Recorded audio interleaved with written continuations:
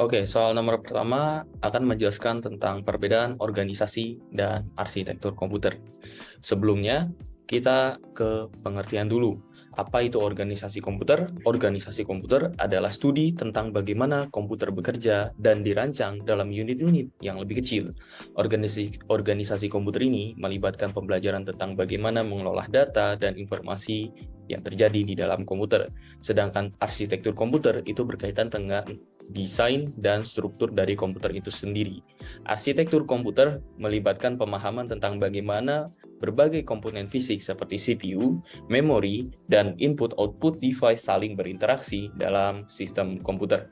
Lalu, apa sih perbedaannya? Yang pertama, organisasi komputer itu menjelaskan tentang bagaimana komputer dirancang menjadi sistem yang lebih kecil, sedangkan arsitektur komputer merujuk pada desain fisik dan struktur dari komputer itu sendiri. Yang kedua, organisasi komputer terfokus pada mengelola data dan informasi, sedangkan arsitektur komputer terfokus pada interaksi komponen fisik komputer.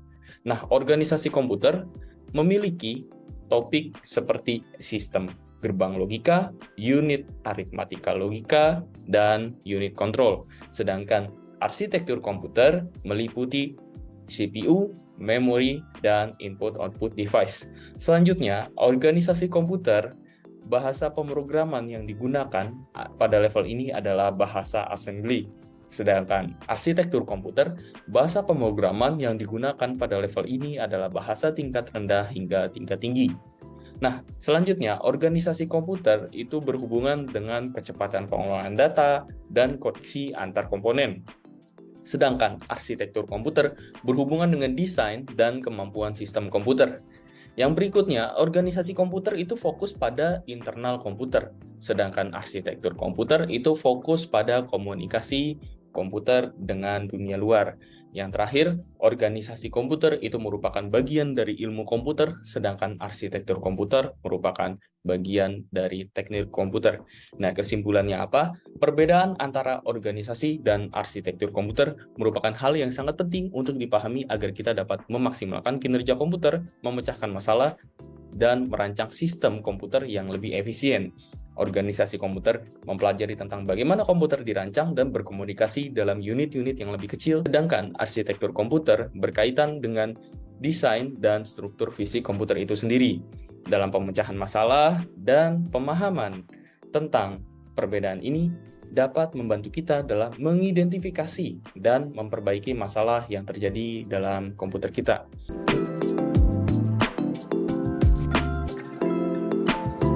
Nah, untuk generasi komputer, itu pertama itu ada di tahun 1946 sampai 1959, yaitu komputer Mark I. Itu pada tahun 1942, itu komputer pertama. Dan yang berikutnya ada Electronic Numerical Integrator and Calculator atau ENIAC. Ini komputer elektronik di digital generasi pertama yang digunakan untuk kebutuhan data umum. Dan yang berikutnya ada Electronic Discrete Variable Computer atau EDVAC. Nah, komputer ini dapat menggunakan unit proses atau CPU. Dan berikutnya ada UNIVAC One atau Universal Automatic Computer pertama. Itu komputer pertama yang digunakan secara komersil. Dan berikutnya ada komputer generasi kedua yang menggunakan transitor. Itu tahun 1959 sampai 1964. Nah, ini komputer yang di sini sudah menggunakan transitor.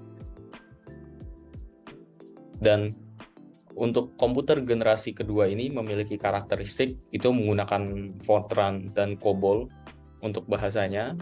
Itu terus menggunakan memori inti magnetik sebagai sumber memori utama, menggunakan perangkat penyimpanan eksternal seperti disk magnetik dan pita magnetik. Yang berikutnya pemrosesan waktu nyata dan terbaginya data. Yang kelima lebih efisien dan cepat. Yang keenam membutuhkan lebih sedikit daya. Yang ketujuh tidak memerlukan banyak program. Yang berikutnya komputer generasi ketiga menggunakan integrated circuit tahun 1965 sampai 1971. Nah, untuk komputer, ciri-cirinya untuk generasi ketiga ini, yang pertama menggunakan listrik yang lebih hemat, yang kedua perangkat lunak telah ditingkatkan, yang ketiga harga juga lebih terjangkau, yang berikutnya kapasitas penyimpanan lebih besar, yang kelima menggunakan IC untuk meningkatkan kecepatan dan membuat komputer kita lebih cepat, dan yang keenam komputer generasi ini bekerja 10 kali lipat lebih cepat dibanding generasi pertama. Nah, untuk berikutnya, komputer generasi keempat atau mikrokomputer tahun 1970 sampai 1982. Nah, komputer pada generasi ini memiliki karakteristik seperti dapat menggunakan large scale integration, yang berikutnya mikroprosesor dan semikonduktor telah digunakan dalam berbagai chip untuk memori, yang ketiga dijual di sektor swasta. Nah, yang terakhir komputer generasi kelima yang lebih minimalis dari tahun 1980 hingga sekarang. Komputer generasi kelima memiliki fitur sebagai berikut seperti IBM mulai produksi komputer pribadi secara massal tahun 1980 dengan nama IBM PC. Terus berkembang lagi, komputer ini juga memiliki daya hemat listrik yang lebih besar. Yang berikutnya ini sudah support multimedia, multikomunikasi, dan general user interface.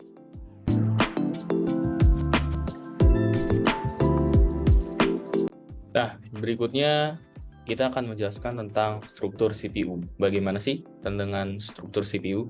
Nah, seperti yang teman-teman bisa lihat di gambar, bahwa struktur CPU yang pertama ada control unit, lalu ada arithmetic dan logical unit, yang berikutnya ada register. Lalu kita juga memiliki main memory dan piranti untuk input dan output seperti disk dan printer yang dihubungkan melalui bus. Nah, CPU ini adalah komponen untuk mengolah data berdasarkan instruksi yang diberikan kepadanya. CPU ini terdiri dari dua bagian utama, yaitu unit kendali atau control unit dan unit aritmatika dan logika atau ALU.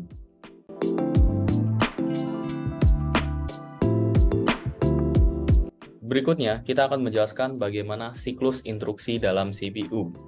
Nah, untuk siklus instruksinya, yang pertama itu ada Instruction Address Calculation atau IAC, yaitu mengkalkulasi atau menentukan alamat instruksi berikutnya yang akan dieksekusi.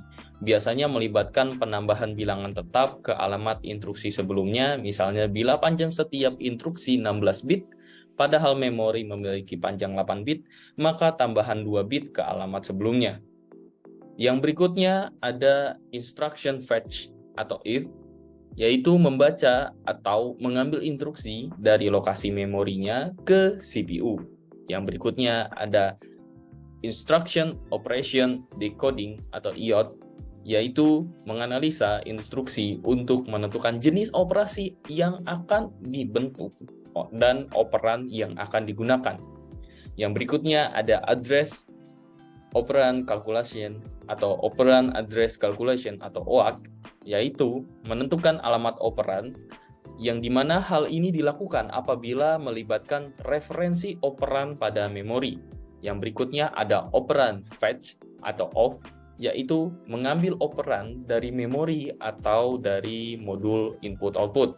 Yang berikutnya ada data operation atau DO, yaitu membentuk operasi yang diperintahkan dalam instruksi. Dan yang terakhir ada operand store, OS, yaitu menyimpan kembali hasil eksekusi ke dalam memori, lalu akan lanjut lagi ke proses yang pertama, yaitu instruction address calculation atau IAC, dan terus terjadi seperti itu siklusnya.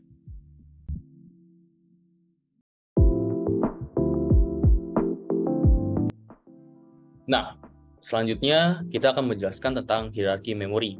Untuk hierarki memori atau memori hierarki adalah arsitektur komputer yang dimana ini merupakan suatu pedoman yang digunakan oleh para perancang demi menyetarakan kapasitas, waktu akses, dan harga memori untuk tiap bitnya. Secara umum, hierarki memori terdapat dua macam, yaitu hierarki memori tradisional dan hierarki memori kontemporer.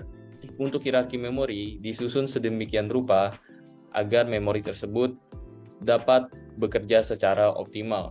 Yang pertama, di tingkatan paling atas itu ada register processor, yang di bawahnya ada memory cache, yang berikutnya ada memori utama, dan di bawahnya lagi ada cache disk, yang berikutnya di bawahnya ada cakram magnetis, dan terakhir ada